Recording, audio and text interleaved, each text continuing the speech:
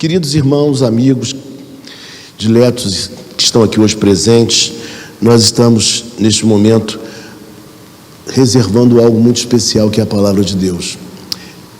Louvores, ofertas, dízimos, tudo isso é importante durante o culto, as orações, mas o momento da palavra de Deus é o momento mais especial do culto. A centralidade do culto está na exposição bíblica. É aqui que Deus fala conosco, nos instrui, nos orienta. Aqui Ele também nos corrige e nos levanta, nos exorta. Na manhã de hoje nós escolhemos um texto, o texto que está no livro do Apocalipse, um livro que é muito pouco pregado, né? Tem pessoas que inclusive têm arrepios quando você fala Apocalipse, ficam com medo, né? Mas o livro do Apocalipse é um livro que foi escrito não para trazer medo a ninguém, muito pelo contrário, foi um livro que foi escrito por João o apóstolo, não João Batista, mas João o apóstolo, numa fase muito difícil da igreja, uma fase de perseguições, de lutas, tribulações. E Deus inspira João a escrever para trazer o que? Esperança, para trazer ânimo ao povo. E eu vejo que os dias atuais também são dias que nós estamos precisando muito de ânimo, de esperança. E Apocalipse, você sabe que significa tirar o véu, desvendar, descortinar, mostrar aquilo que estava por vir. E aquilo que está por vir é tão maravilhoso que deve ensejar em nosso coração muita esperança, muita alegria, contentamento, disposição para viver, porque grandes coisas maravilhosas aguardam por cada um de nós. Mas quando João escreve, a igreja estava enfrentando um momento muito complicado de perseguição. E eu convido vocês a fazerem juntamente comigo a leitura do segundo capítulo do Apocalipse, nos versos de 1 até o verso 7. Apocalipse 1 a 7. Apocalipse 2, de 1 a 7. Eu vou ler os versos ímpares, os irmãos lerão os versos pares. Ao anjo da igreja em Éfeso escreve: estas coisas diz aquele que conserva na mão direita as 7 estrelas e anda no meio dos 7 candeeiros de ouro.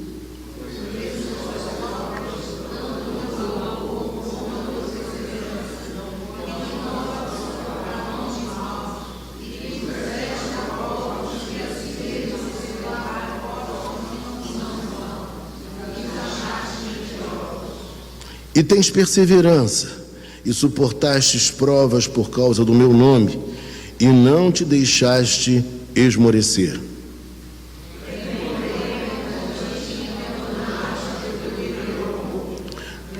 Lembra-te, pois, de onde caíste, arrepende-te e volta à prática das primeiras obras.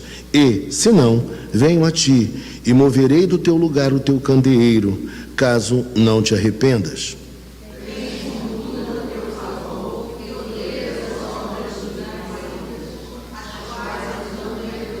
Todos juntos. Quem tem ouvidos, ouça o que o Espírito diz às igrejas. Ao vencedor dar-lhe-ei que se alimente da árvore da vida, que se encontra no paraíso de Deus. Oremos então ao Pai. Senhor Deus e Pai Celestial, queremos te agradecer, ó Pai, pela oportunidade que temos de abrir a Escritura Sagrada e poder explaná-la, Pai. Pedimos ao Senhor que o texto, Pai, ora escolhido, fale ao coração de cada um de nós. Precisamos, Pai, aprender um pouco mais de Ti. Precisamos, Pai, de estímulo da Tua parte. Precisamos de correção também. Precisamos de exortação e de edificação.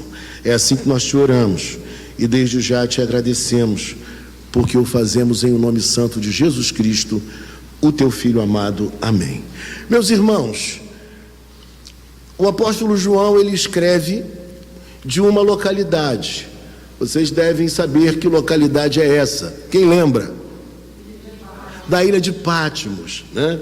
Que ficava a 55 quilômetros da Turquia, Uma cidade nada bonita, desértica e sem cor.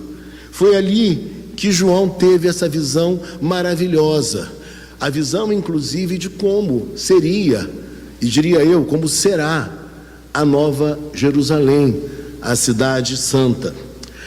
E aqui nós encontramos 7 cartas às 7 igrejas daquela região: Éfeso, Esmirna, Pérgamo, Tiatira, Sardes, Filadélfia e Laodiceia. E hoje, olhando para o texto que está à nossa frente, ele vai nos falar de uma cidade que era uma cidade importante na época. Não era qualquer cidade, era a cidade mais importante da Ásia Menor. A cidade mais importante da Ásia Menor. Ali também acontecia, irmãos, um culto a uma deusa muito conhecida também por todos nós que lemos a Bíblia. Que deusa era essa? Deusa Diana, não é isso? Deusa Diana dos Efésios, mas que também tinha como nome Artemis. E aí, meus irmãos, quando nós olhamos para a beleza, para a grandiosidade de Éfeso, quando nós sabemos que a cidade de Éfeso, inclusive, por tamanha beleza que ela possuía, ela era, na verdade, uma das 7 maravilhas do mundo antigo, o templo da deusa Diana. Veja a suntuosidade daquele lugar. Eu fui a São Paulo recentemente, e eu fui a um ponto turístico, fui a uma igreja, que para mim é igreja entre aspas, mas eu fui visitar aquele local como um ponto turístico e não como um lugar de culto para mim. Eu fui ao Templo de Salomão e eu pude ver a beleza, o esmero, a singeleza daquele ambiente, daquele lugar. Não dá para negar. E aqui também era impossível que alguém, diante de tamanha beleza, viesse a negar o que acontecia ali. Naquele lugar também havia uma enorme biblioteca com 12.000 rolos.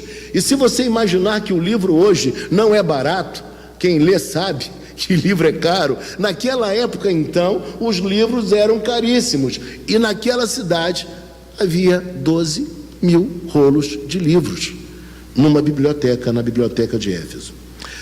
A cidade de Éfeso também, quando o evangelho chegou ali, ela viveu um grande avivamento. As pessoas renunciaram aos cultos pagãos, as pessoas queimaram os seus livros que possuíam, tudo isso por conta da conversão e do encontro que tiveram com Deus através de Jesus Cristo. Jesus Cristo passou a ser para eles o Deus verdadeiro, o Deus importante. E aí, meus irmãos, queridos e amados, quando nós olhamos para isso tudo, nós precisamos pensar agora, já que entendemos um pouquinho como era aquela cidade, a riqueza, a cultura, a arte, a religião, nós agora vamos olhar para o texto, pensando também, analisando como era a igreja de Éfeso. E também, irmãos, aquilo que o texto nos fala e que tem a ver com você e comigo, conosco, nós que estamos aqui em pleno século 21. Quando nós olhamos para o texto vai nos dizer no verso 1: ao anjo da igreja em Éfeso, escreve: estas coisas diz, veja comigo, aquele que conserva na mão direita as 7 estrelas e que anda no meio dos 7 candeeiros. Eu precisaria dizer para você no verso 1 que o Senhor Jesus Cristo, Ele é aquele que não apenas é o fundador da igreja, mas Jesus Cristo, Ele é aquele que passeia no meio da igreja. Ele conhece a realidade de cada igreja, e quando eu falo igreja, eu falo que Ele conhece a realidade também de cada pessoa, porque igreja somos nós. Ele conhece o meu coração, Ele conhece o seu coração, a minha vida e a sua vida. Mas o texto vai nos dizer que Ele conserva na mão direita. E a mão direita, ela tem uma simbologia de poder, de autoridade, ou seja, é o Senhor quem segura a sua própria igreja, que a mantém, que a sustenta e que zela por ela. Ele é o Senhor da igreja. E o texto diz para nós ainda que ele não apenas conhece, mas o texto fala que ele passeia. Ele está no meio da igreja. E tem um hino antigo, não sei se você lembra, um hino que dizia: o homem de branco. Não sei se vocês conhecem, quem é mais antigo deve lembrar. O homem de branco, ele está no meio da igreja, todas as lágrimas ele está enxugando. Este homem de branco não é outro, é Jesus. Ele está perguntando: onde é tua dor? Porque tu choras tanto. Poderoso ele é, podes tudo fazer, abra o seu coração. E aí, meus irmãos, esse homem de branco, ele sustenta a sua igreja, ele conhece a cada um de nós, ele passeia no meio da congregação. E quando nós entendemos que ele passeia no meio da congregação, que ele sabe de tudo que acontece conosco, nós entendemos que podemos ter com ele uma relação verdadeira, sem esconder nada, porque não adianta esconder, porque ele já sabe de tudo.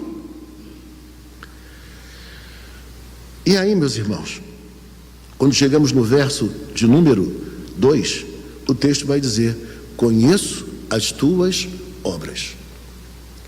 Ninguém precisa dizer para Deus o que você faz.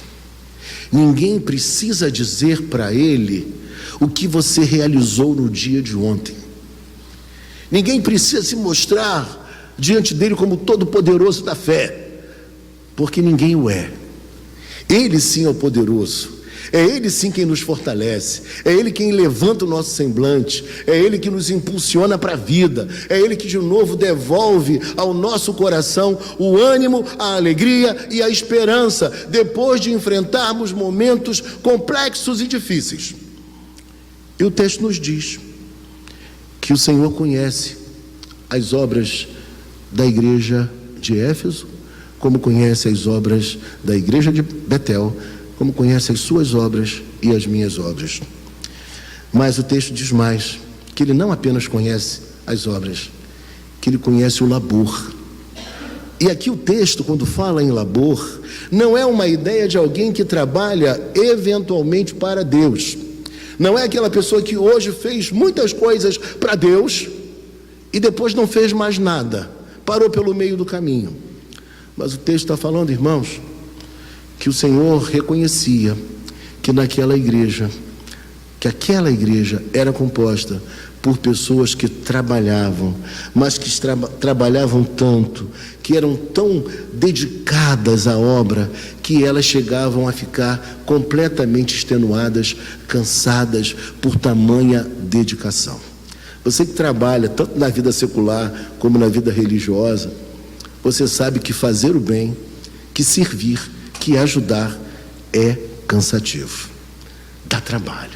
Você se envolver com qualquer projeto, você querer ajudar qualquer instituição, isso demanda tempo, dedicação, esforço, e você precisa em Deus se autoanimar, animar a si mesmo, porque senão você acaba esmorecendo. Mas o texto fala que essas qualidades todas, elas eram encontradas na igreja de Éfeso. Era uma igreja que trabalhava, era uma igreja que era tão intensa na sua dedicação, que o próprio Senhor reconhece que eles estavam até mesmo extenuados, chegavam a esse ponto. Mas o texto diz mais ainda, que isso tudo que eles faziam era com extrema perseverança. E a igreja tinha mais uma qualidade. Que qualidade era essa? Veja comigo na sequência. E que puseste à prova, e que não pode suportar homens maus, e que puseste à prova os que a si mesmos se declaram apóstolos e não são, e os achastes mentirosos. E os achaste mentirosos. Duas coisas importantes aqui, irmãos, em relação a esta igreja também. Era uma igreja que amava a sã doutrina.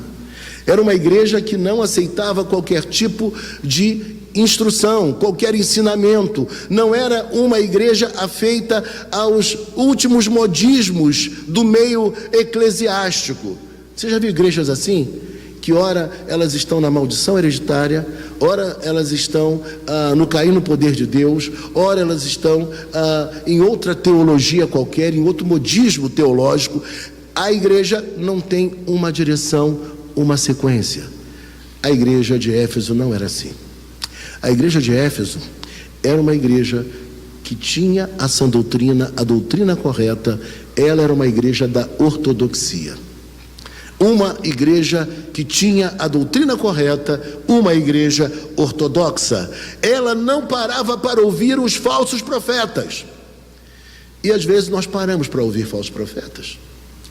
Às vezes nós ouvimos homens que não deveríamos parar para ouvir os seus ensinos. Não, mas ele fala de Jesus. Ele fala de Jesus da maneira dele, mas ele não fala de Jesus da forma bíblica. E essa igreja era tão criteriosa que ela observa o que está acontecendo, ela prova, e outra coisa que ela faz, ela percebe que aqueles que se diziam apóstolos, eles não eram apóstolos, e muito pelo contrário. O que eles eram? Eles eram mentirosos.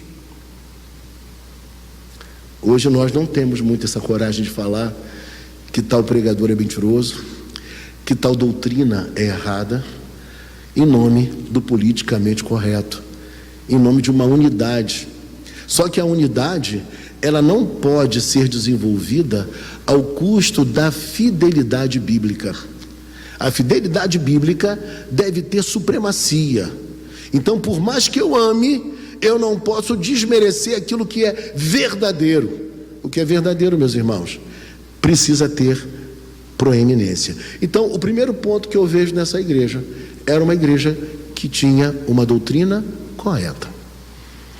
E quando eu olho para o texto, no versículo 3, ele continua ainda a dizer assim: e tens perseverança, e suportastes provas por causa do meu nome, e não te deixaste esmorecer. Eu estou falando nesta manhã para uma congregação que eu tenho certeza que muitos de vocês estão enfrentando provas, estão enfrentando tribulações. Eu tenho certeza que muitos de vocês já se sentiram em meio à caminhada extremamente fragilizados por tudo que tem acontecido na vida de vocês. Momentos de desafios, perguntas por vezes sem respostas. Tudo isso tem acontecido com muitos de nós, mas a grande diferença aqui, meus irmãos, é que eles estavam vivendo isso por conta da fé e da fidelidade que eles depositavam em Jesus Cristo. Era uma perseguição religiosa que eles viviam naqueles dias. E, obviamente, isso afetava também a vida familiar.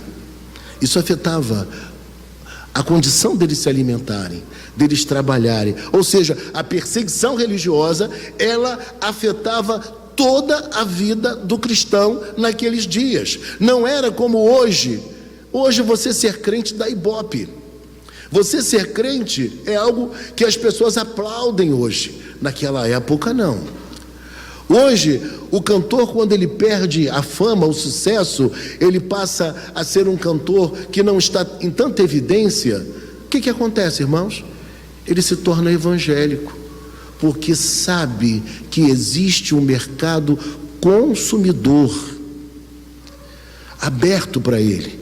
E muita gente vem para a igreja para ser cantor evangélico porque dá dinheiro. Hoje em dia não se vende tanta Bíblia, tantos livros, mas o que se vende mais são souvenirs evangélicos do que propriamente a Bíblia. E quando eu olho para o texto, eu vejo que aquela igreja, ela sabia enfrentar tribulações e perseguições e não desanimava. Ela não esmorecia. E talvez isso seja para mim e para você uma grande lição. Porque as lutas, os desafios, as incompreensões, tudo isso vai acontecer na vida de vocês como na minha também. Mas eu preciso não desanimar. Eu preciso perseverar. Eu preciso acreditar que Deus está comigo durante todo o processo e que portas vão se abrir, coisas irão acontecer, um momento novo vai chegar, além daquilo que eu possa prever e imaginar. Porque Deus, meus irmãos, Ele é poderoso para fazer o quê? Deus é poderoso para fazer infinitamente mais do que? Mais alto. Irmãos, se o nosso Deus é assim, apesar das lutas e provas, nós precisamos continuar. Esta igreja, ela era uma igreja que também perseverava. Agora pense comigo uma coisa. Quando nós olhamos para uma igreja que tem a doutrina correta, quando nós vemos uma igreja que tem a prática correta, era uma igreja que fazia obras, era uma igreja que trabalhava demais, era uma igreja dedicada, a igreja era muito boa. Mas uma pergunta vem à nossa mente, quando nós chegamos ao versículo 4. O texto fala que, porém, tenho uma coisa contra ti. Irmãos, não parece pesado demais?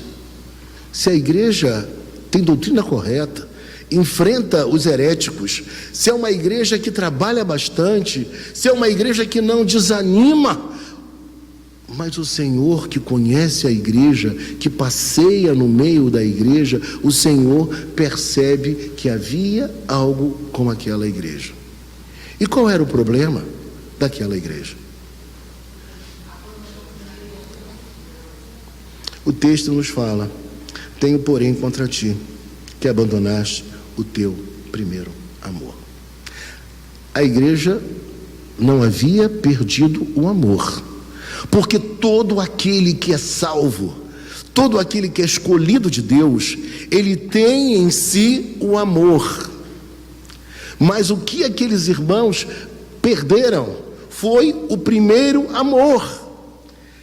Eles faziam as coisas, não deixaram de fazer aquilo que era necessário a ser feito, mas eles perderam a empolgação, eles perderam o ânimo, eles perderam a alegria com a qual eles faziam as coisas logo assim que abraçaram a fé.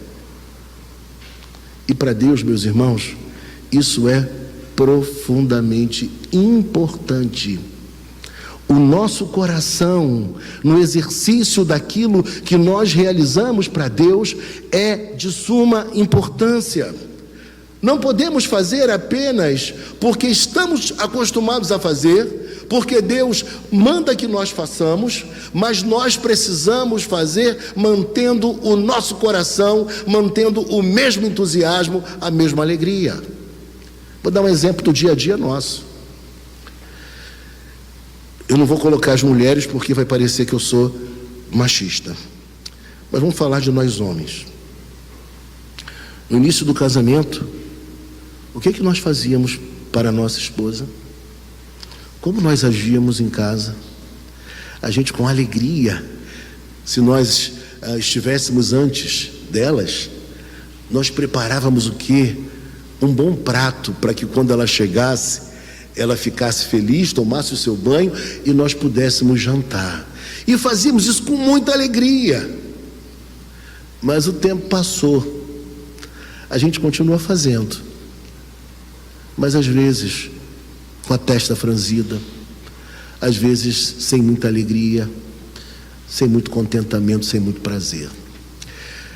A alegria, a emoção, o sentimento com o qual nós fazemos as coisas para Deus é de suma importância. Por isso que a gente sempre explica, não querendo ser erudito, mas a gente sempre explica que a boa espiritualidade, ela é composta pela doutrina correta, ortodoxia, pela prática correta, ortopraxia, mas ela também é importantíssima que exista o quê? Os sentimentos corretos, a ortopatia. Eu preciso ter os sentimentos corretos. quando eu faço qualquer coisa para Deus. E eu não digo somente para Deus, mas eu digo também para o próximo. Tudo aquilo que eu fizer, se eu fizer porque apenas eu me acostumei a fazer, porque se tornou corriqueiro, porque eu não consigo deixar de fazer, mas eu perdi o coração no meio da jornada, Deus não se agrada. E Deus conhece. Deus louva aquilo que Ele deve louvar na nossa vida, mas aquilo que está imperfeito, o Senhor denuncia, mas Ele denuncia para o nosso próprio bem, para o crescimento espiritual de cada um de nós, para que nós estejamos inteiros na nossa dedicação a Ele. Por isso o texto fala para nós, meus irmãos: tenho, porém, contra ti que abandonaste o teu primeiro amor. Uma outra ideia esse versículo nos traz, que parece que a gente sabe quando foi que essas coisas começaram a acontecer. Parece que a gente sabe quando o nosso coração foi afetado, impactado por maus sentimentos, por um formalismo, e a gente deixou de vibrar com as coisas de Deus, com as coisas da fé. Nós deixamos, e parece que nós sabemos. Lembra-te, recorda-te de qual foi o ponto no qual vocês passaram a agir assim. Eu não sei se alguém aqui já se machucou na rua, se alguém já caiu em algum lugar, já tropeçou e quase fraturou a perna ou o braço. Já aconteceu comigo. Irmãos, eu não esqueço onde foi que isso aconteceu. Foi num dia à noite, eu indo ao Maracanã para ver um jogo com meu filho. Eu nunca vou me esquecer daquele dia. E eu digo para você nesta manhã, nós sabemos onde foi que o nosso coração foi afetado. Quando nós começamos, talvez, a olhar tanto para o lado e ver pessoas que não estavam agindo de maneira tão dedicada, tão amorosa. Quando nós começamos a olhar para os outros e deixamos de olhar para dentro de nós e para Deus. E nós começamos a comparar as pessoas, avaliá-las, julgá-las, em vez de olhar para Deus e olhando para Ele, olhando para nós, reconhecendo como deve ser a nossa jornada e a nossa caminhada. Por isso o Senhor diz aqui para a igreja, para aquela igreja que era tão boa, mas que tinha um problema, que era a perda do primeiro amor, que eles deveriam voltar, lembrar de onde caiu e voltar à prática das primeiras obras. E na sequência o texto diz, veja comigo: lembra-te, pois, de onde caíste, arrepende-te. Talvez você pensasse nesta manhã assim: pastor, mas uma igreja que trabalha, que tem boa doutrina, que é dedicada, que não se esmorece, como essa igreja ainda precisa ter arrependimento, se arrepender? Precisa se arrepender, porque perdeu o coração. Não perdeu o amor, mas perdeu a alegria, o entusiasmo, a vibração, a crença, aquelas alegrias mais singelas de ver as pessoas se convertendo, de falar do amor de Jesus para as outras, de não perder a oportunidade de evangelizar, de vir para a igreja com alegria para adorar a Deus e para encontrar os demais irmãos. Essas alegrias são próprias daquele que tem uma boa espiritualidade. E quando a gente olha para o texto bíblico, o texto vai dizer assim para nós, que é necessário se arrepender, ou seja, arrependimento fala de uma mudança de mente. Se há necessidade de uma mudança de mente, eu preciso ser humilde o suficiente para compreender que não basta apenas eu trabalhar muito para Deus. Eu devo continuar trabalhando muito para Deus e continuar também conhecendo a minha fé, mas eu preciso ser movido por bons sentimentos. Eu preciso estar com o meu coração na obra. Eu preciso estar com uma atitude que seja a repercussão do que eu sinto dentro de mim, do amor que eu tenho para com Deus. E aí o texto diz mais para nós: e volta à prática das primeiras obras. Mas o Senhor não falou que eles tinham obras? Tinha ou não tinha, gente? Sim? Então por que o texto agora está nos dizendo, volta às práticas das primeiras obras? Sabe o que isso quer dizer? Quer dizer que eles não deveriam parar de fazer o que estavam fazendo, mas que eles deveriam fazer com o mesmo sentimento, com a mesma emoção, com o mesmo gosto, com o mesmo prazer, com a mesma alegria. É isso que a gente não pode perder na jornada e na nossa caminhada.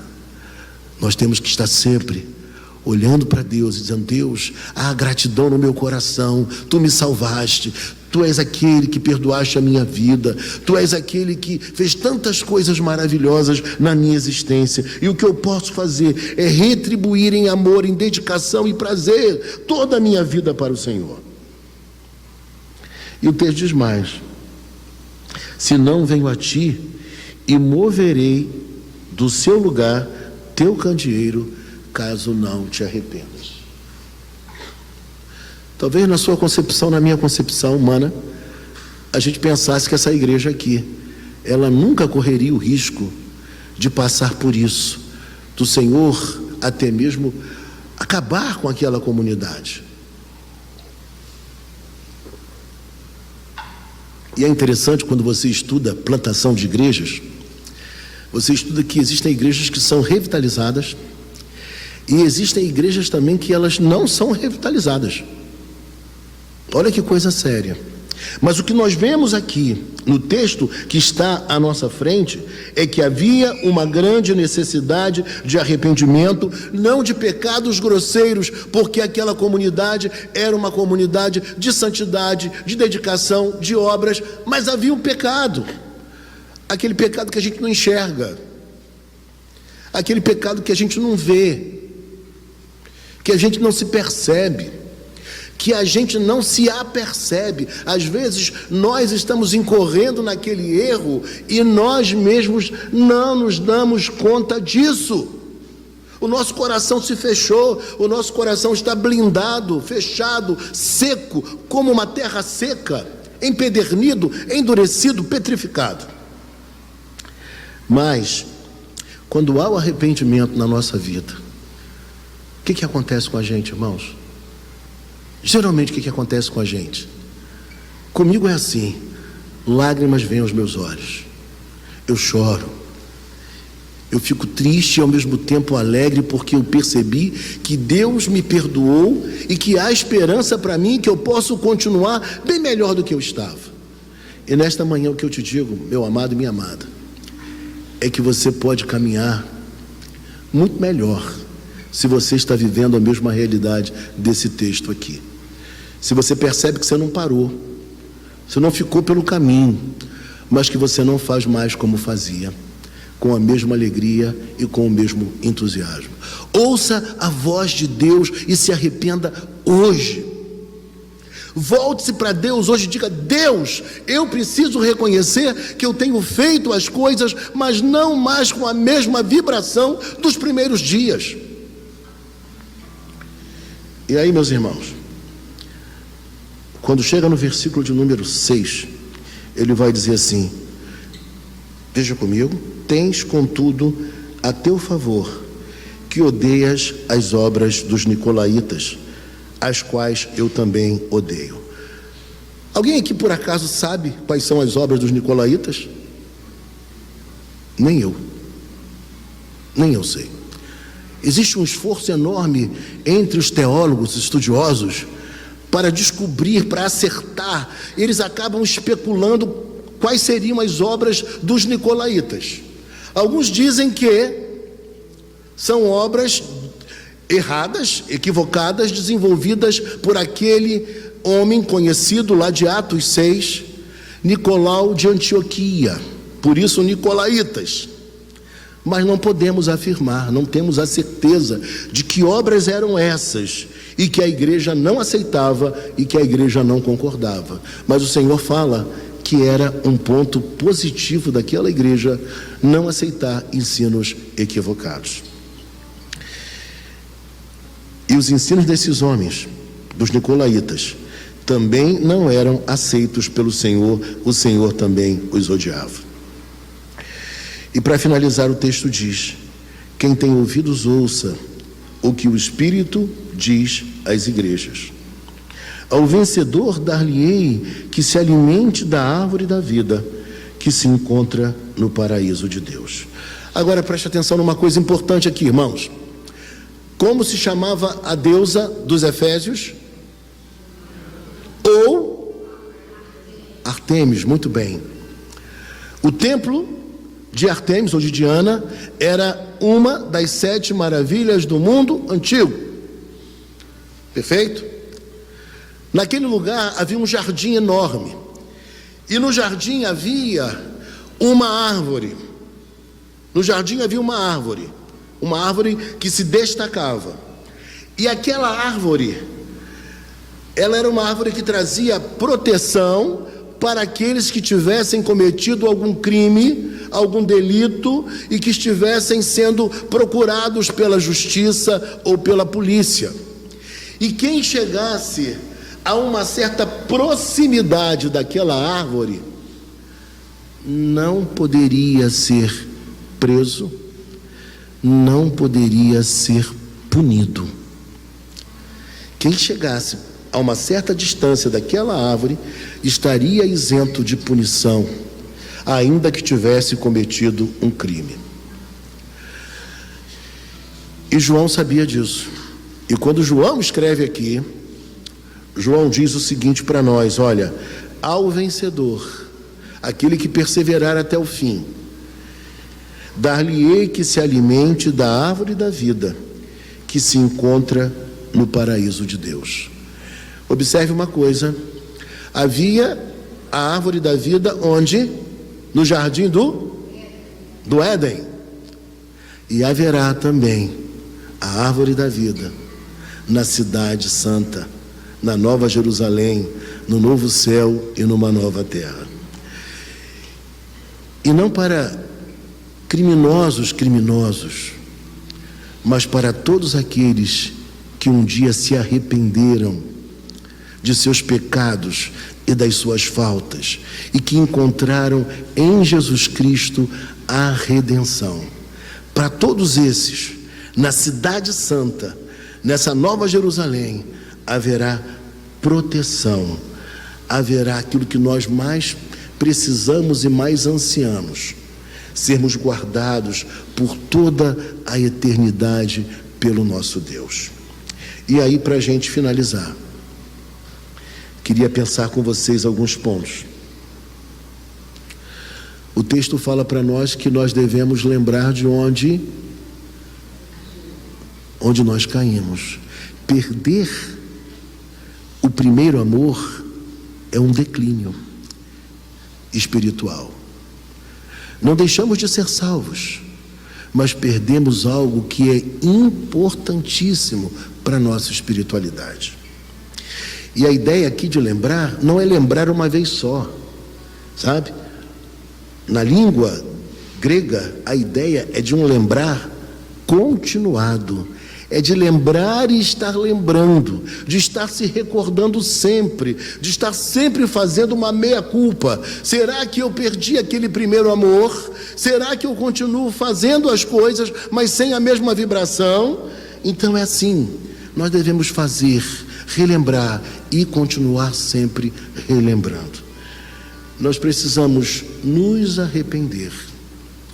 Talvez você esteja vivendo um momento maravilhoso de santidade, de espiritualidade, de obras, de dedicação. Talvez esteja vivendo um momento ímpar. Mas, se você perdeu o primeiro amor, é necessário se arrepender. É grave, é sério, não é qualquer coisa. E por último, há um terceiro passo a ser tomado. Voltar a quê? A prática? Voltar à prática das primeiras obras. Ou seja, devemos voltar a fazer as coisas como nós fazíamos antes. Eu não sei se você se converteu com quantos anos. Eu não sei se você sempre foi rico, classe média, sei lá o quê. Mas eu era um garoto de 20 anos, humilde, muito pobre. Mas a cada domingo de manhã, eu me levantava. Eu pegava a minha roupa e arrumava, passava aquela roupa, para quando chegasse na hora, eu ir ao culto.